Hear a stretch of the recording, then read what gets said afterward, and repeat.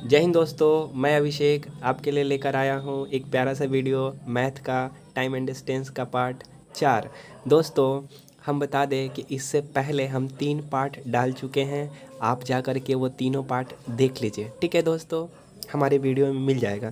क्षमा चाहेंगे, अभी तक मैंने प्लेलिस्ट नहीं बनाया है, जल्द ही वो भी बना देंगे, ठीक है। तो दोस्तों खोज करके वो देख लीजिए, हमारे वीडियो में शामिल है वो, ठीक है दोस्तों। तो चलिए स्टार्ट करते हैं। दोस्तों, हम बता देते हैं कि जो तीनों वीडियो में हम जो देखे हैं वो एक ही फार्मूला पे बेस्ड था। वो तीनों वीडियो में अलग अलग क्वेश्चंस, वो फार्मूला था कि D is equal to S1 into S2 upon S2 minus S1 into delta T. आपको तो ये तो अच्छे तरीके से, जो हमारे वीडियो को शुरू से देखते आ रहे हैं उनको अच्छे तरीके से ये फार्मूला याद हो चुका होगा। परंतु आज इस फार्मूला का यहाँ पे कोई काम नहीं है दोस्तों। हम अलग टाइप का हम क्वेश्चन लिए हुए हैं दोस्तों, ठीक है। तो चलिए वो देखते हैं दोस्तों क्या है, ठीक है। तो देखिए दोस्तों कि एक व्यक्ति कहता है क्वेश्चन कि एक व्यक्ति निश्चित दूरी 60 किलोमीटर प्रति घंटा की चाल से तय करता है।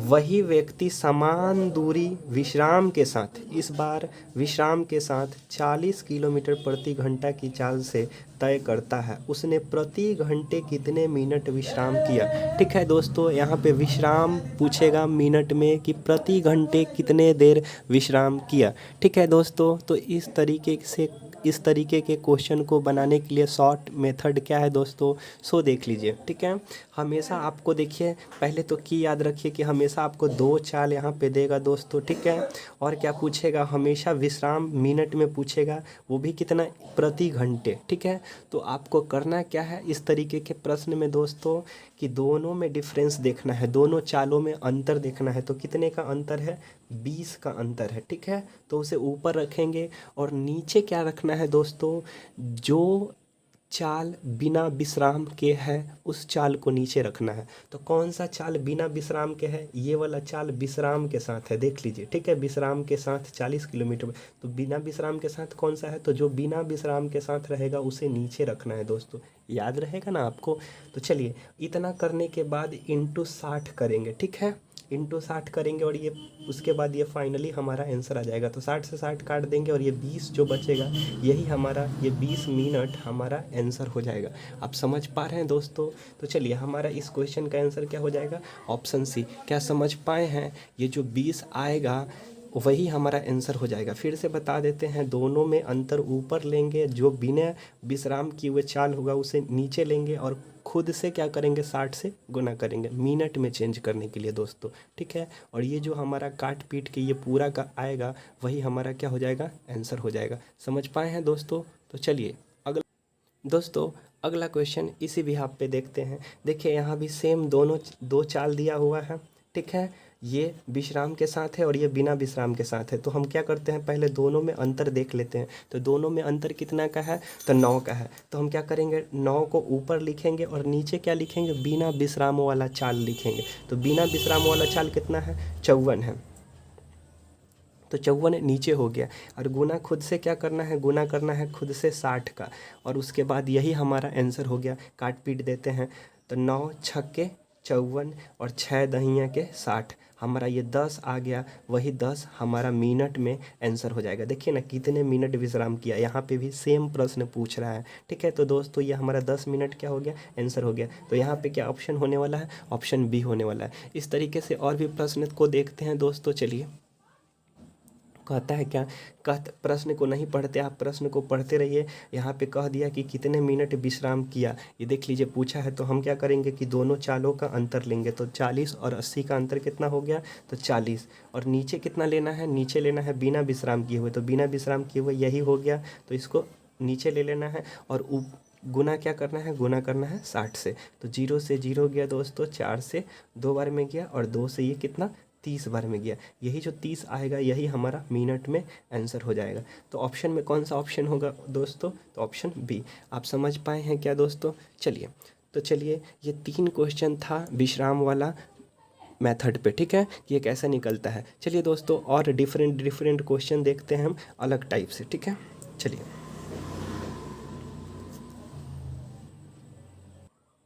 तो चलिए दोस्तों, आपके सामने है एक नए प्रकार का प्रश्न। देखिए दोस्तों, बता देते हैं पहले क्वेश्चन में क्या क्या दिया हुआ रहेगा और क्या आपसे पूछेगा, ठीक है, और क्वेश्चन क्या कहना चाहता है। क्वेश्चन में आपको हमेशा दो जानवर दिए रहेंगे, ठीक है, देख लीजिए, दो जानवर हमेशा क्वेश्चन में दिए रहेंगे और हमेशा उनके चालों का अनुपात आपसे पूछा जाएगा। दोस्तों क्लियर हो गया।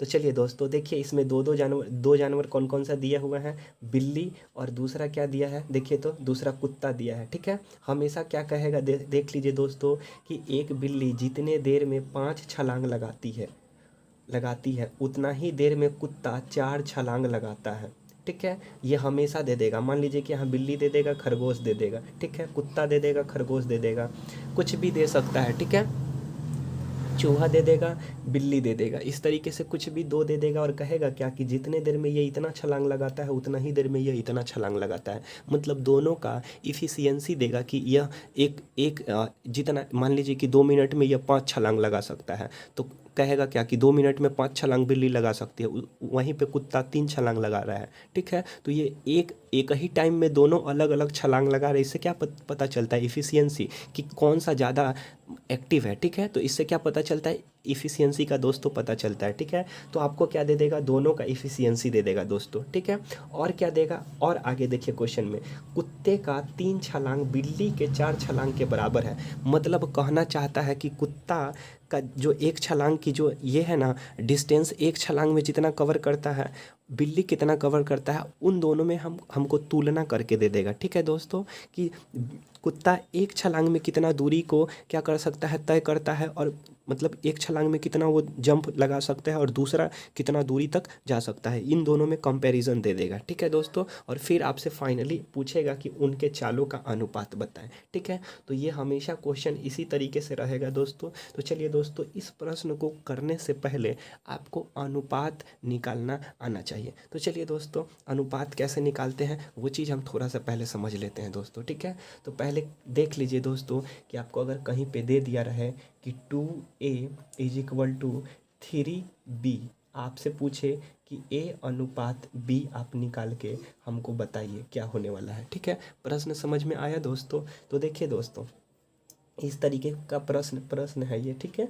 इस तरीके का प्रश्न में आपसे जब भी आपको अनुपात निकालने के लिए कहे तो आप क्या कर देना है कि यहाँ पे a लिखना है और यहाँ पे क्या लिखना है, b लिखना है, आ रहा है समझ में। और यहाँ पे जो कुछ भी रहेगा उसको उलट के लिख देना है, ठीक है। देखिए समझ में आ रहा है कि 2/2 है, यहाँ पे एक एक के गुना में जो कुछ भी रहेगा उसको उलट के लिख देना है। आपको समझ में आ रहा है दोस्तों। और यहाँ पे b के साथ जो भी गुना में रहेगा, गुना में ही है ना दोस्तों, उसको क्या कर देना है कि उलट के लिख देना है, ठीक है।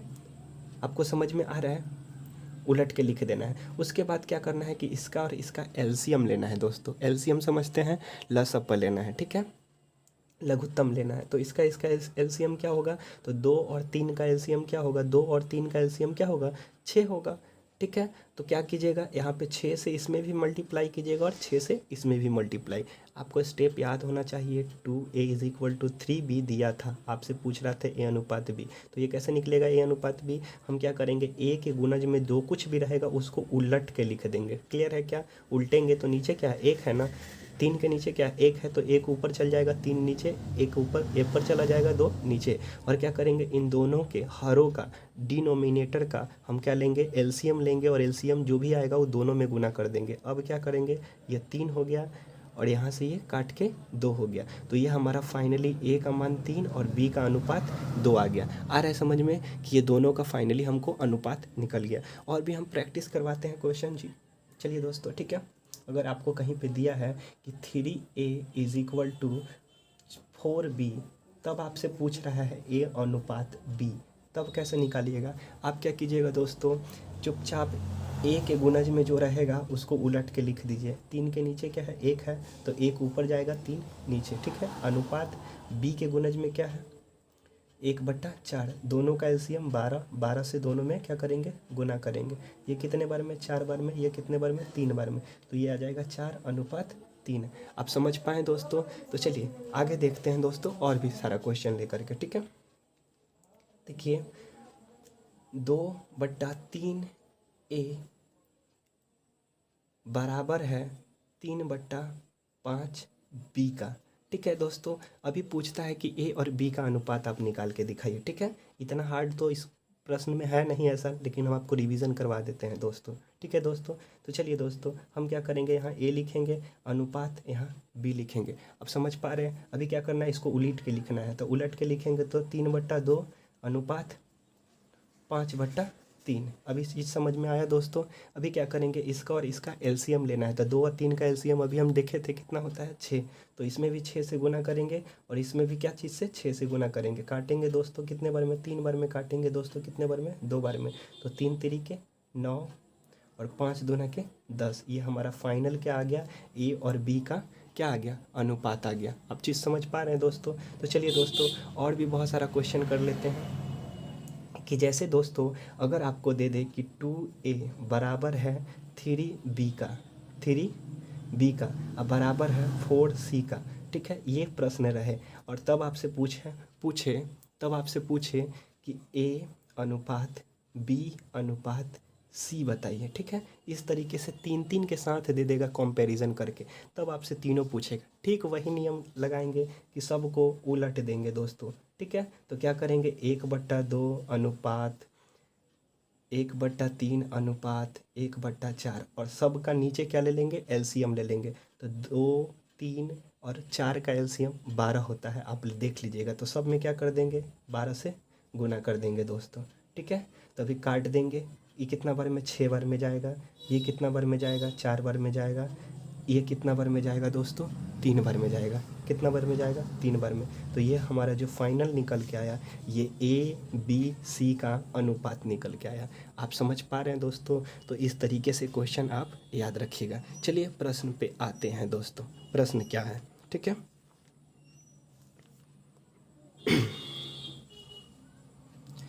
चलिए दोस्तों, कहता है क्या कि एक बिल्ली जितने देर में 5 छलांग, ठीक है, लगाती है उतना ही देर में कुत्ता 4 छलांग लगाता है। कुत्ते का 3 छलांग बिल्ली के 4 छलांग के बराबर है। बिल्ली और कुत्ते का चालों का अनुपात बताएं। ठीक है, तो अभी क्या कहता है, बिल्ली यहाँ लिखिए, कुत्ता यहाँ लिख दीजिए। ठीक है, डॉग यहाँ लिख दीजिए। ठीक है, C फॉर कैट ले लेते हैं, C फॉर कैट और D फॉर डॉग। यहाँ ये कैसे पहले ले लिए सर, कि पहले सी ले लिए बाद में डी लिए। देख लीजिए, कहता है क्या कि बिल्ली, कैट और डॉग का आपको अनुपात निकालना है। तो इसलिए हम पहले सी लिए हैं, पहले बिल्ली है और तब बाद में कुत्ता है, तो इस तरीके से लिए हैं। ठीक है, अभी क्या करना है कि यहाँ पे इफ़िशियंसी लिख देना है। ठीक है, इफ़िशियंसी इसके लिख देना है कि कितना किसका एफिशिएंसी है। तो दोस्तों देखिए, किसका कितना एफिशिएंसी है, बिल्ली जितने देर में 5 छलांग लगाता है, तो बिल्ली कितना, 5 छलांग, उतना ही देर में कुत्ता 4 छलांग लगाता है। अब समझ पाएँ, जिसके सामने जो है वो लिख दीजिए। ठीक है दोस्तों, आगे देखिए, कहता है क्या कि कुत्ते का 3 छलांग बिल्ली के, कुत्ते का मतलब कि कुत्ते डॉग का 3 छलांग बिल्ली के क्या है, बिल्ली के 4 छलांग के बराबर है, मतलब 4 सी के बराबर है। अब क्या करना है, यहाँ पे डी और सी का अनुपात निकाल लेना है। तो कैसे निकलता है दोस्तों, आपको पता ही है। इस कंडीशन में क्वेश्चन रहे तो अनुपात कैसे निकालना है बता चुके हैं, आप सीख चुके हैं। करना क्या होता है, 1/3 लेते हैं, अनुपात 1/4 लेते हैं। दोनों का एलसीएम 12 यहाँ पे मल्टीप्लाई करते हैं। ठीक है दोस्तों, अभी क्या करते हैं दोस्तों, काट देते हैं। ठीक है, तो ये 4 बार में काट देते हैं, ये 3 बार में। तो कितना, डॉग 4 आया, तो डॉग के सामने 4 लिखिए। बिल्ली का कितना आया दोस्तों, कैट का 3 आया, तो कैट के सामने 3 लिखिए। ठीक है, अभी क्या कर दीजिए, ये दोनों को आपस में क्या कीजिए, गुना कर दीजिए इस तरीके से दोस्तों। इस तरीके से गुना करेंगे तो यहाँ पे 15 आ जाएगा और यहाँ पे कितना आ जाएगा दोस्तों, यहाँ पे आ जाएगा 16।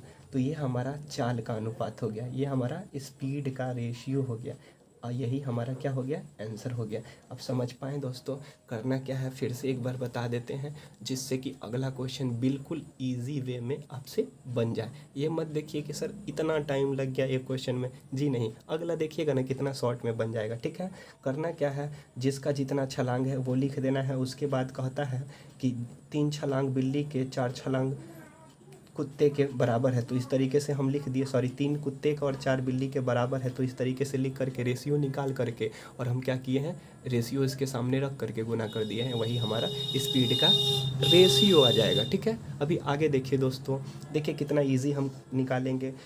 तो कुत्ते व खरगोश का अनुपात बताएं। ठीक है, चालों का अनुपात बताएं। देखिए पहले क्या है, कुत्ता, तो डॉग लिखिए, उसके बाद क्या है, रैबिट, आप समझ पा रहे हैं? ठीक है, तो चलिए दोस्तों देख लीजिए, हम पूरा क्वेश्चन भी नहीं पढ़ेंगे क्योंकि आप पढ़ते रहिए क्वेश्चन, हम एक पढ़े, एक में टाइम लगा दिए, दूसरे में नहीं लगाने वाले। ठीक है, कुत्ते व खरगोश के चालों का अनुपात, पहले कुत्ता लिख दिए फिर खरगोश लिख दिए। चलिए आगे क्वेश्चन में देखिए, तो जितने समय में खरगोश 5, खरगोश के सामने 5 लिखिए।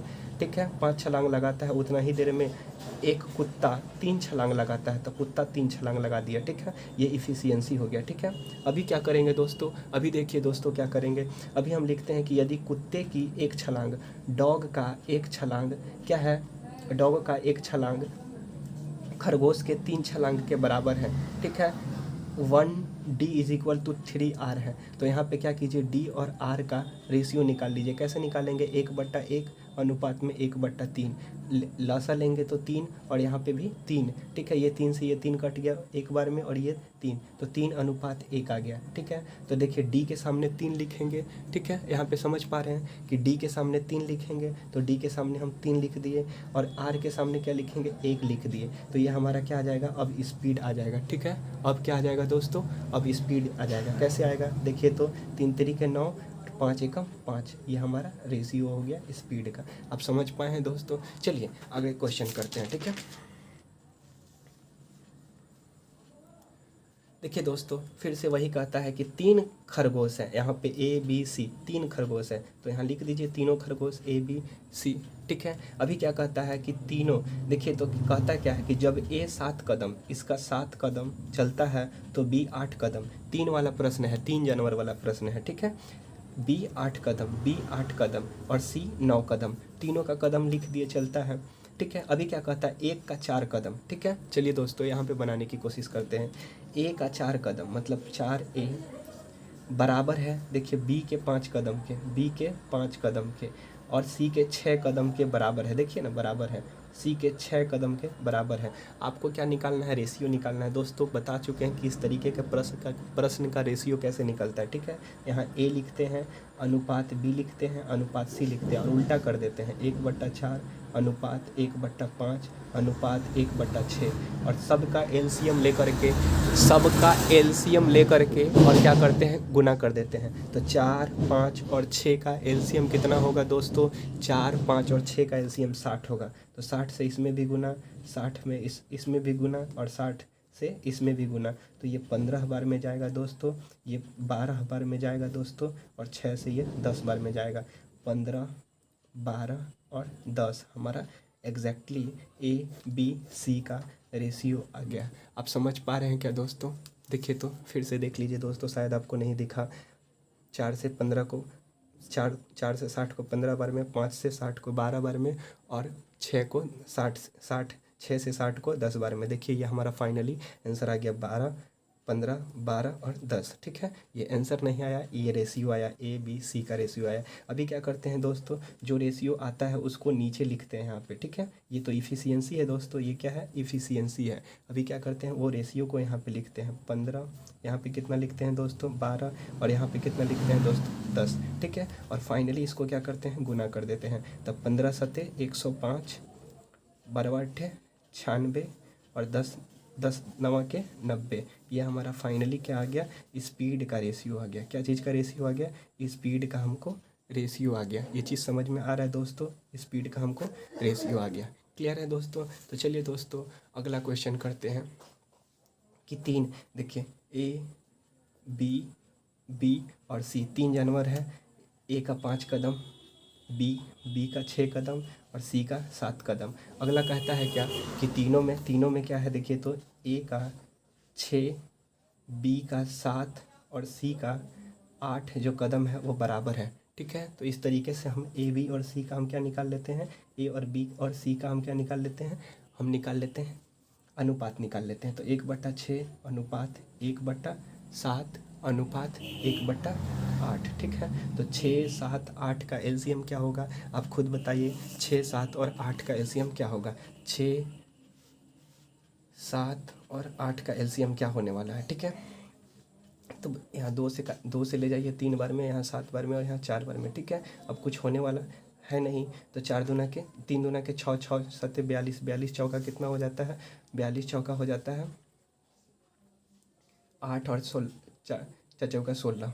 ठीक है, 168 हो जाता है। ठीक है, तभी क्या करना है कि सब में 168 से गुना कर देना है। ठीक है, सब में 168 से क्या करना है, गुना कर देना है। ठीक है, 168 से क्या कर देना है, गुना कर देना है। ठीक है, तो इसको हम काट के देखते हैं कितना बार में कटता है। 12 दूना के 24, 2 बार में 4, 48, कितना बार में, 8 बार में, 28 बार में कटता है। ये कितना बार में कटता है, 2 बार में 14 और कितना 2, 8, 4 बार में कट जाएगा। ठीक है, 8 से काटेंगे तो 2 बार में और 21 बार में कटेगा। फाइनली हमारा 28 अनुपात 24 अनुपात 21 हमारा आ गया। ठीक है, अब क्या करेंगे, सबके सामने लिख देंगे। इसके सामने 28 लिखेंगे, इसके सामने 24 लिखेंगे और इसके सामने 21 लिखेंगे और सबको क्या करेंगे, गुना कर देंगे। ठीक है, तो चलिए देखते हैं गुना करने के बाद कितना आता है। तो 28 पची कितना होता है, 28 8 पची 40 जीरो और